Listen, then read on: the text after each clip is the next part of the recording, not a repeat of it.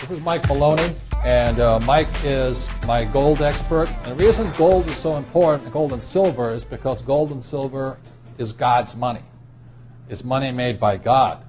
And then in 1971, the U.S. government, under President Nixon, took God's money and turned it into man-made money. Never in the history of the world, this is the thing, never in the history of the world has this ever happened. In 1971, the U.S. and Nixon convinced the entire world to replace gold and silver with paper money. This stuff. Cash is trash. So the reason we have so much volatility in the world today is historically, since the time of the Romans and the Greeks and the French and the English and the Germans, every time they have taken God's money, like silver here, and replaced it with man-made money, there's been economic volatility. Now the problem is, so the dollar is going to keep dropping. So one of the reasons I can predict what's going to happen is I can predict the dollar will keep dropping simply because the U.S. government and now the euro, the European central banks, are printing so much of this trash. So you'll see gold going up in price, oil going up in price, real estate going up in price, because this is trash. So that's what happened in 1971, has happened throughout history. And the reason this current election doesn't make any difference is the only person that can put this back in place is a strong, charismatic leader. People like Julius Caesar, Napoleon. That's why they were such great leaders, was they actually replaced this with this. Unfortunately, we do not have that person among the candidates. I know Ron Paul, philosophically, I agree with him as closely as possible, but unfortunately I don't think Ron Paul has the chutzpah, as my Jewish friends would say, to change this whole thing. So there will be more this printed than ever before, which means the dollar keeps coming down and other things keep going up. And that's really what's going to happen. It's predictable. And eventually this will go to its true worth, zero. So all of you savers out there and people trying to save this trash, you're going to lose big time. With that, Mike Maloney. Kim was talking about the crystal ball, and Kelly was talking about cycles. And the way you make that crystal ball work is just reading economic history, because everything is just waves and cycles and waves and cycles over and over and over again. It's all happened before. In fact, the thing with the currency has literally happened hundreds of times, where they've gone to from an asset-backed currency. Currencies have been backed by oil, by gold and silver, by land. As soon as you remove something that you can't, something that puts financial constraint on them, where you can't just print as much of it as you want, the currency is pretty much doomed. There's been thousands of fiat currencies, and they all die. Yeah, back in the Revolutionary War, the U.S. government, to fight the war, printed a thing called the Continental. And that's why the saying is, as worthless as the Continental. Yeah, not worth a Continental. Not worth a Continental. It went to zero in a hyperinflation. Most people don't know that the U.S. has already been through a hyperinflation. And then during the Civil War, Lincoln came out with the greenback, and that's how he paid the troops, and it was competing with a gold-backed currency that was already in circulation. And we went through a huge inflation, where the dollar lost 66% of its purchasing power during the Civil War. So this has all happened before, and we're coming up on a convergence of a whole bunch of cycles. There's something called the Kondratiev wave that's this long, it's about the length of a human lifetime. And the last time the Kondratiev wave went into what's called a Kondratiev winter, that was the Great Depression. We've actually started the Kondratiev winter back in about 2000. Yeah, let me back up what he's saying. Historically, throughout time, again, it's not crystal ball, it's called prognostication. Every 75 years there's a depression. The last depression was 1930. So we're right on it right now. Yeah. Now, again, the rich will get richer and the poor and middle class will get wiped out, unfortunately. And with that, there's another cycle that I call the currency cycle, and it's this pendulum that swings back and forth from quality money to quantity currency and back to quality money. And it's gone on through the centuries since 407 AD, when the first hyperinflation happened in Athens. And I believe that we're on the precipice of this again. If the U.S. dollar has to go back to gold-backed, you're looking somewhere well north of $6,000 an ounce for gold. Somewhere, and it all depends. You have no idea how much currency they're going to print between now and then. How much is gold today? And gold today is $850, $865, something like that. And it just broke its 1980 record high and closed above $850. This is for the first time ever in history. That puts us in the second phase of this bull market. The first phase of any bull market is sort of a stealth phase where it's quiet accumulation. Then the second phase is usually the longest duration and the greatest growth. And then the final third phase is the blow-off top where the market just goes vertical. You remember the NASDAQ in the last 3 months of 1999. It just went vertical, and the public, everybody rushed into it, and they all got slaughtered. The herd always comes rushing in at the end, and they always get slaughtered. And that's the time you want to sell. You don't want to hold on to gold and silver forever. You want to hold on to it until a median price single-family home costs less than 40 ounces of gold or less than 500 ounces of silver, and then you want to trade your gold and silver for real estate, cash flow real estate. Like I said, everything is waves and cycles, and the great news is that the greatest wealth is created in the shortest period of time when we're going back through these crises. There was more wealth actually created for the rich, not for the average investor, but for the rich, like Joe Kennedy and Jesse Livermore, these stock market investors. They created more wealth for themselves from 1929 to 1932 than they did all throughout the 20s. You know, World War I and all the roaring 20s, the big stock market boom. They like doubled, tripled, quadrupled their wealth from 1929 to 1922 when the markets were crashing. The same thing happened from 1971 to 80 when the market was going sideways. As a stock market investor, you weren't getting anywhere. There were a couple of real estate booms, but if you take the expansion of the money supply, real estate just kept up with the expansion of the money supply. So inflation really, your real estate in the 80s, 70s, I mean, was keeping up with inflation. But gold went up 24 times its price in 9 years, and silver went up 39 times its price. If you had just 10% of your net worth, your entire net worth in gold, and you lost the other 90%, by 1980, you were 2.4 times richer than you were in 1971, with just 10%. So it's huge wealth that's created in a very short period of time. So for 2008, you know, Robert called me a couple of weeks ago. He asked me where did I see gold going. I said down, and it went way up instead. And the reason I said down was because the European Central Bank had just created 350 billion euros. That's $500 billion worth of euros. They had already inflated their currency supply 12% from January to September. On December 18th, they added another 4% to their currency supply in one day.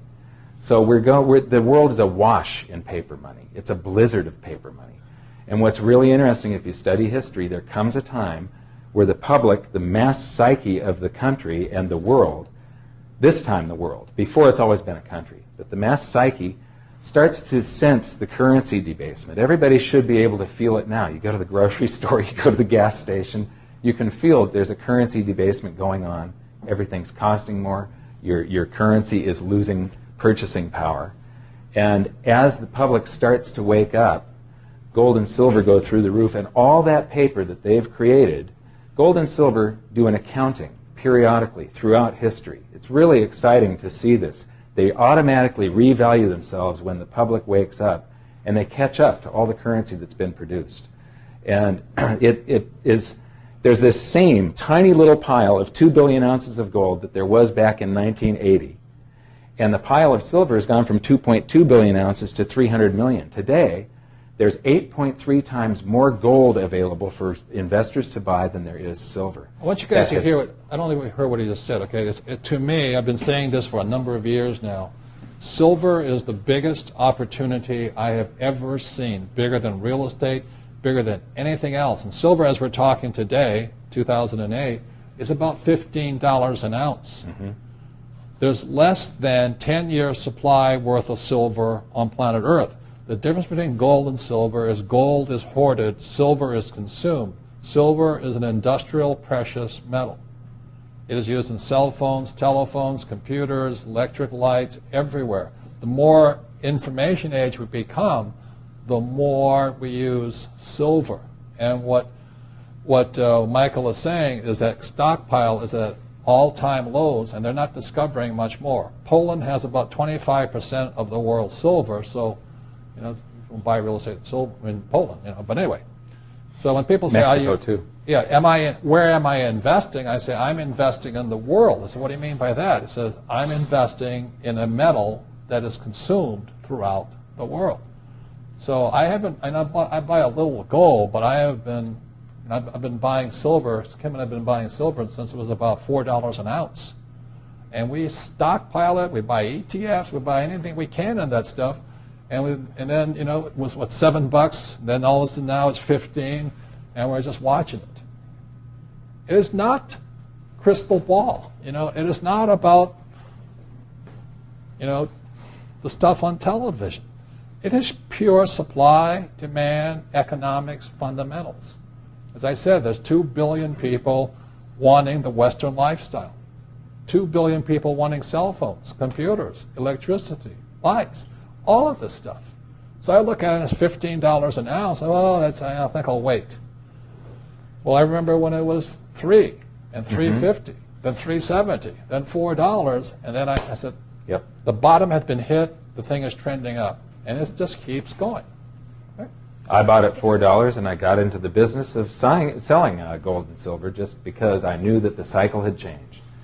I just want to say, too, I think it was interesting, we were in Poland, and Robert's saying, people are saying, well, we're in Poland now, and real estate is really high, and Robert's been talking about silver, and Poland silver supply is like 20 to 25% of the world's silver is in Poland, and they're like, yeah, but what should we invest in? They're like, silver. Yeah, but what? Silver? It's like it's right in front of them. A lot of times it's just right in front of them, but they just couldn't see it. That's one of the things, too. You can buy it and you can take it home. It can't go bankrupt on you. You can't have a labor dispute or Enron accounting. It's just this super simple thing. You buy it now. You sit on it for 5 years. I don't know how long it's going to take, 2 years, 5 years, 10 years. We could be going into a currency crisis right now. There was a trend line for gold where it was going up very smoothly and the price hit this trend line. It changed a little bit in 2005. I was hoping that we would drop back to the 750 area or so by February and touch this trend line. If we don't, we've established a new trend line that's extremely steep, which would give us maybe $1,500 to $2,500 gold by the end of this year. And that says that we're beginning a currency crisis.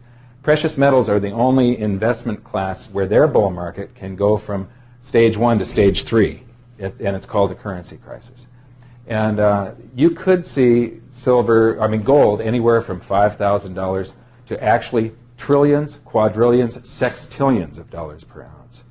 It depends on how hard the dollar and the euro and the loonie and the Aussie dollar. They create them all now by doing this. They just type them into a computer, the dollars. They don't have to print them anymore. It used to be that you had to mint coinage to expand the currency supply. Then you had to print paper to expand the currency supply. But now all you do is you add zeros to it. And boom, it's 10 times. They don't even have to print this trash anymore. Right. It's electronic. That is how fast it's going to hit people.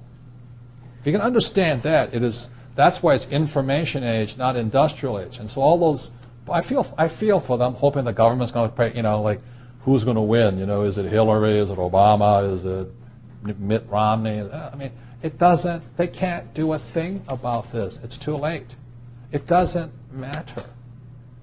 What matters is how smart you are now. If you think these guys are going to save your family, I think you're in for a sad, rude awakening.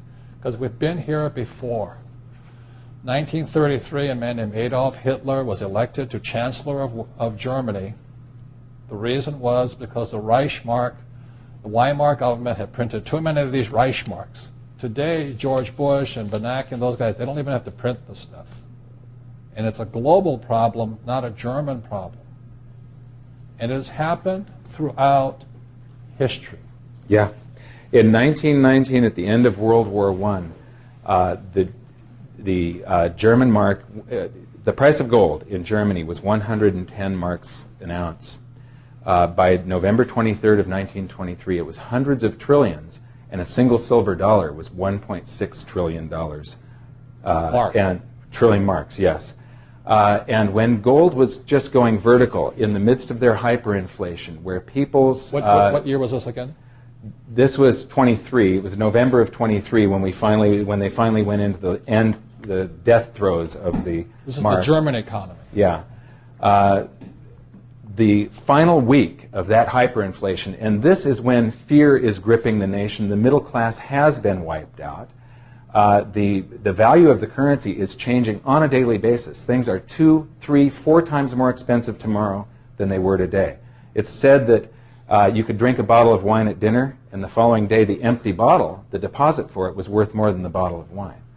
There were accounts in 1919 you could retire on 50,000 marks. By 1923, they closed the accounts and didn't even bother sending you the money back because a postage stamp was more than 50. It was several hundred thousand marks. In the final week of November of 1919, when they were in the midst of this currency crisis, that's when Hitler gave his beer hall putsch, that's where he made his name. That's where the public first recognized him. And it wouldn't have been possible for him to come to power if they didn't have that fear to play on. Throughout history, the only thing that brings stability back into the currency is a strong, charismatic leader. I'm afraid Ron Paul is not our boy. He ain't going to do it. Right. I don't think Hillary can do it. It's a shame, I don't think too. Obama can do it. I don't think Romney can do it, because this is beyond the borders of this country. And the middle class will probably be wiped out in America. So here's what I'm betting on for 2008. Whoever becomes president is going to continue the deficit spending. They're going to continue. This whole generation right now are like a whole bunch of children. They just want it right now, and they spend and charge up the credit cards. When you buy a home or sign a credit card name, you're expanding the currency supply of the United States. The bank didn't loan you any dollars. Those dollars are just a book entry that they add. It's part of fractional reserve banking. When somebody gets foreclosed on, when they file bankruptcy, those dollars that were created magically go poof back into money heaven, and the currency supply contracts. I think somewhere on this big inflation, we're going to have one deflation that it'll wipe out people that are too highly leveraged, that don't have any gold or silver. Or cash flow. Yeah, so I think during this cycle, the savers are going to be wiped out, the spenders are going to be wiped out. It's the people that have balanced arcs. If you read Rich Dad's Prophecy, and Robert talks about building an ark in there, you've got to have a balanced ark. He talks about having cargo in your hold that's balanced. And if you've got something that's going to perform well, I don't think we're going to have a deflation for very long. It would be very short-lived. Ben Bernanke would just hit the accelerator on the printing press, floor it, and try and get us... And the European central banks already prove they're going to flood the market with this. Those are fake $1 million bills, and they're going to be reality. Well, aren't you here? They've already shown their hand. They've already played their hand. Yeah. They're not even going to print this. It's just going to flood with this. So you're going to see this crash and then inflation like we've never seen before. So it really works for us, is because we just keep collecting that rent, but then we can pay off those deadbeat loans of ours with cheap money. That is the strategy. In 1980, it took 1,000 ounces of gold to buy silver to buy a single-family median-price home in the United States, and silver was not rare then. When you measure things with gold and silver, there is no inflation. Everything just travels inside of a valuation channel, going from overvalued to undervalued to overvalued to undervalued. That day will come again, but it's probably going to be less than 500 ounces. You want to buy a single-family median-price home outright, no payments, no down payment, 100% cash flow, put $8,000 aside today. You're going to be able to do it in the future. Silver. It's just history repeating. In silver. Silver, I'm sorry. Silver. Don't hold cash. Right. Gold is good too, but it won't perform as well. Is trash. Exactly. Repeat after me. Cash is trash. If you can understand that one, your whole paradigm will shift. So what's the good news? The good news is I believe you're going to be able to buy a home for $8,000 if you set that money aside in real money, not currency. And people need to learn the difference. When the public can discern the difference between currency and money, that's when this is over with. This is God's made money. And this is man-made money. Currency. Currency. And if Hillary gets elected, it's woman-made money. Then at what point, you know? So, but you know, we have a Republican president. We're going to spend more deficit spending on war. We have a Democratic president. We're going to do more deficit spending on social programs. It doesn't matter. They're going to expand the currency supply. And don't believe what those Republicans say. They say, you know, the Democrats tax and spend. The reality is what Michael is saying, Republicans borrow and spend. Mm-hmm. But eventually it goes back to taxes. We will all be taxed for these bills, right? Exactly. So are you optimistic about 2008? Absolutely. Yep. Not for the middle class or the general economy. The people that lack financial education, that aren't building their arcs, they're in some serious trouble. Serious trouble. Thank you. You're optimistic about 2008?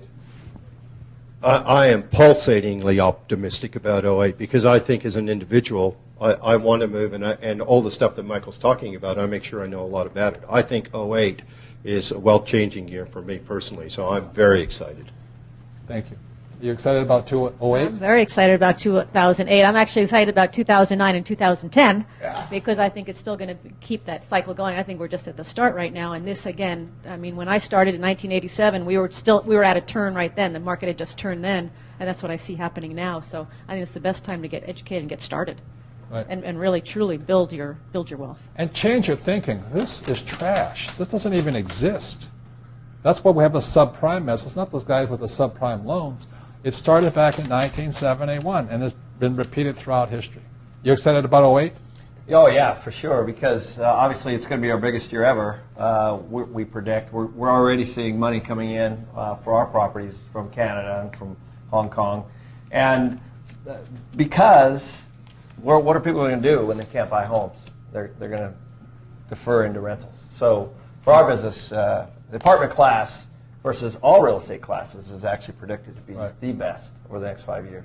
My friend was at a conference in Las Vegas, and it said the smart money today is in apartment houses and mobile home parks. So that means we're geniuses. Yeah. And hang on long enough, we become geniuses. Yeah, long eventually. So in closing, I'll just tell you what I do. I don't recommend, don't do this at home. When I say cash is trash, Kim, do we have any cash? We almost never have cash. We're always broke. It's always moving. It's always invested. So when a deal comes up, we scramble like crazy to go find the funding for it. And the reason for that is as soon as this stuff hits my hand, I'm either putting it into some doodad, like my new Lamborghini, or I'm putting it into something that has the possibility of surviving a currency crash.